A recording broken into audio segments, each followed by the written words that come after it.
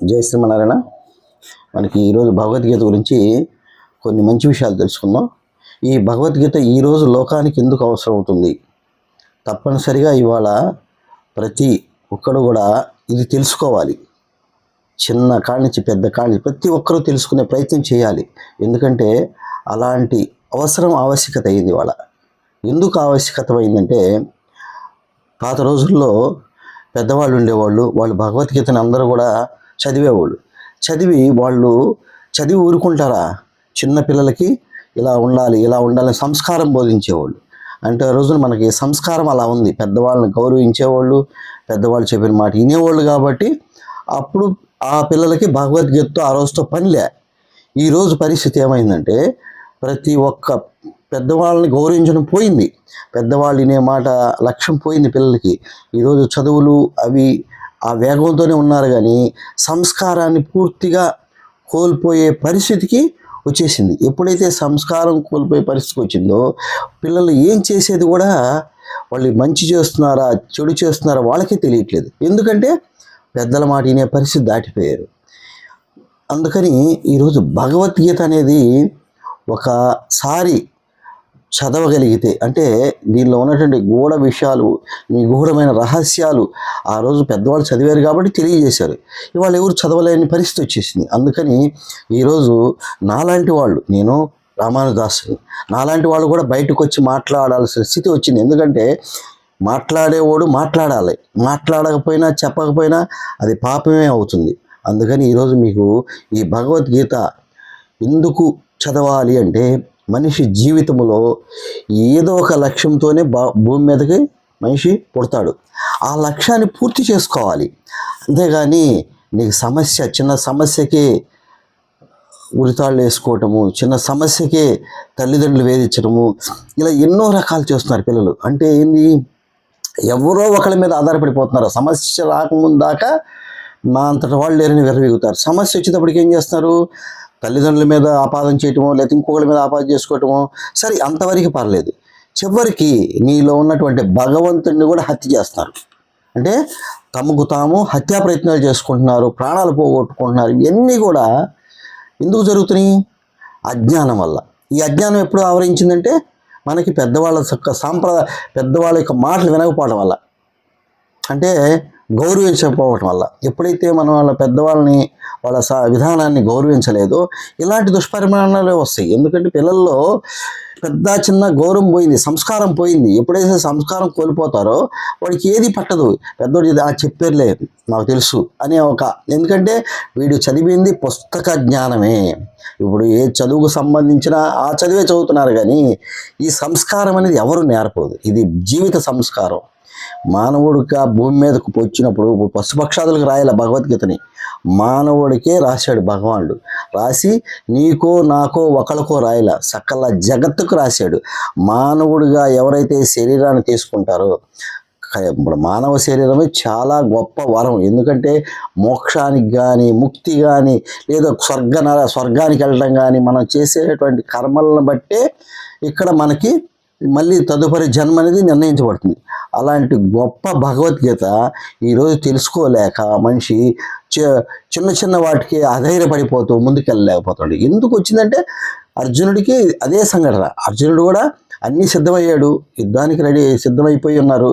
ఆ సమయంలో అతనికి మనోదౌర్బల్యం వచ్చింది. ఎందుకంటే నేను బంధువులను చంపితే వాళ్ళందరూ మరి రేపొద్దున అప్పుడు దాకా ఉన్నటువంటి వాళ్ళు భార్యలు వాళ్ళంతా విధవలైపోతారేమో, ఈ పాపమంతా నాకు అంటుకుంటుందేమో అని ఒక తెలియని ఒక ఆలోచన. ఇప్పుడు దుర్మార్గాన్ని ఇప్పుడు ఒక దుర్మార్గం ఉంది. ఆ దుర్మార్గాన్ని రూపుమాపోతే, ఇప్పుడు మన దేశం ఉంది, శత్రు దేశాలు ఆక్రమిస్తున్నప్పుడు మనం ఏం చేయాలా? ఖచ్చితంగా అక్కడ యుద్ధం చేసి దాన్ని పూర్తి చేయాలి. లేని పక్షంలో అదేమవుతుంది? చివరికి మన మీద మనమే దాడి చేయించుకుంటాం.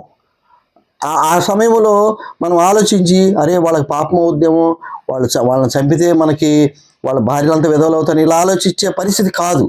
కానీ ఇక్కడ అర్జునుడి పరిస్థితి కూడా అదే అయింది. ఆలోచించాడు. అలాంటి సందర్భంలో శ్రీకృష్ణ భగవానుడు గీతను బోధించాడు. ఎందుకంటే చెప్పి చూశాడు, 4 సార్లు చెప్పి చూశాడు, 10 సార్లు చెప్పి చూశాడు, వాళ్ళు వినే పరిస్థితి లేరు.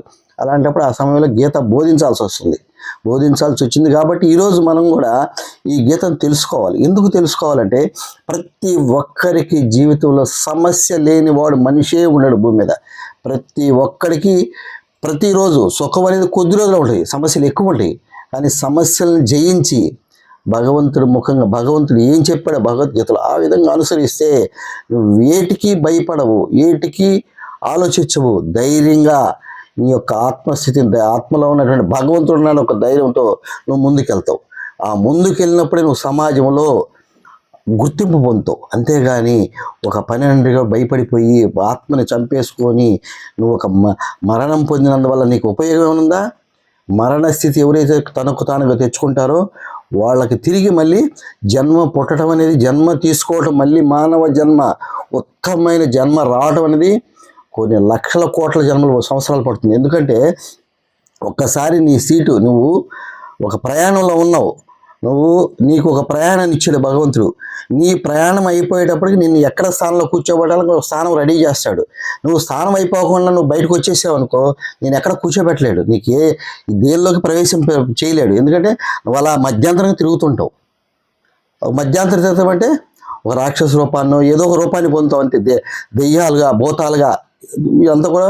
ఇక ఎందుకంటే వీళ్ళకి స్థానం లేదు, ఎక్కడ నిలబెట్టడానికి నీకు అవకాశం లేదు. నీకు అవకాశాన్ని పోగొట్టుకున్నావు, నీకున్నటువంటి కర్మని పూర్తి చేయలే, మధ్యలోనే కర్మని వదిలేసి నేను చేయలేని యువతలకు వచ్చావు. యువతలకు వచ్చినప్పుడు వెయిట్ చేయి. అలా ఎన్ని సంవత్సరాలు, ఎన్ని వేల సంవత్సరాలు వెయిట్ చేస్తావో తెలియదు, ఎన్ని లక్షల సంవత్సరాలు వెయిట్ చేస్తావో తెలియదు. కాబట్టి ఇలాగా నీ జీవితాన్ని వ్యర్థం చేసుకుంటావు. దీనివల్ల ఏమవుతుంది? నీకు మనస్తాపం, నీ ఆత్మకి మనస్తాపం, నీ చుట్టుపక్కల బంధువులకి మనస్తాపం చెందిస్తావు. ఈ విధంగా ఆత్మహత్యలు చేసుకోవటాలు ఇవన్నీ కూడా ఎవరైతే భగవద్గీత చదివి తెలుసుకొని కనీసం నాలాంటి వాళ్ళ ద్వారా అయినా వినగలిగితే, లేదు ఎంతోమంది గురువులు చెబుతున్నారు, వాటిలో ఉన్నటువంటి శ్లోక విషయాలు, గొప్ప విషయాలు వినగలిగితే మీరు ఈ యొక్క సమస్యల నుంచి కూడా బయటపడతారు. అందుకని భగవద్గీతలో ఒక మంచి శ్లోకం చెప్పాడు. ఆ శ్లోకంతో మనకు చాలా విషయాలు బయటపడతాయి. ఎందుకంటే దీనిలో మనకి కర్మయోగంలో చెప్పబడింది. శ్రేయాన్ స్వధర్మో విగుణః పరధర్మాత్ స్వనిష్ఠితాత్ స్వధర్మే నిధనం శ్రేయః పరధర్మో భయావహ. అంటే ఇక్కడ శ్లోకంలో, చక్కటి శ్లోకంలో ఏం చెప్తున్నా అంటే, పరధర్మమునందు ఎన్ని సుగుణాలు ఉన్నను, స్వధర్మం అంతగా సుగుణాలు లేకునను చక్కగా అనుష్ఠింపబడు ఆ పరధర్మం కంటేను స్వధర్మాచరణమే ఉత్తమము. కాబట్టి స్వధర్మమే మంచిదని చెప్తూ స్వధర్మాచరణం నందు మరణించుటయే శ్రేయస్కరము, పరధర్మాచరణము భయావహము. అంటే ఒక చిన్న సింపుల్ ఉదాహరణ చెప్పాలి అంటే, ఇప్పుడు నువ్వు కుంటివాడినో గుడ్డివాడినో పెళ్లి చేసుకున్న ఒక ఆవిడ ఇష్టపడి చేసుకున్న తర్వాత అతను భర్తగా స్వీకరించాలే కానీ అతను కుంటివాడో గుడ్డివాడని తెలిసి చేసుకున్న తర్వాత నువ్వేం చేస్తావు? వదిలేసి వేరే వాళ్ళని చేసుకోవాలంటే, వేరే వాళ్ళతో ఉండాలంటే అప్పుడు ఏమవుతుంది? చాలా పాపం అవుతుంది. నువ్వు చేసుకునేటప్పుడు నీకు ఇచ్చినటువంటి ధర్మాన్ని నువ్వు పాటించాలి. భారీగా నువ్వు ధర్మాన్ని నువ్వు చేస్తే నీకు మరణం అప్పుడు కూడా నీకు అలాంటి ఇబ్బంది ఉండదు. ఖచ్చితంగా నువ్వు పుణ్యలోకాలకు తీసుకెళ్తానని చెబుతాడు. అదే నువ్వు ఆ భర్తను చూడకుండా నువ్వు ఎన్నో పాపాలు చేసావనుకో, అప్పుడేమవుతుంది? నువ్వు ధర్మాన్ని వదిలేసావు. అలాగే అర్జునుడు కూడా ఇక్కడ ఇదే విషయంలో అర్జునుడికి ఏం చెప్తున్నాడు?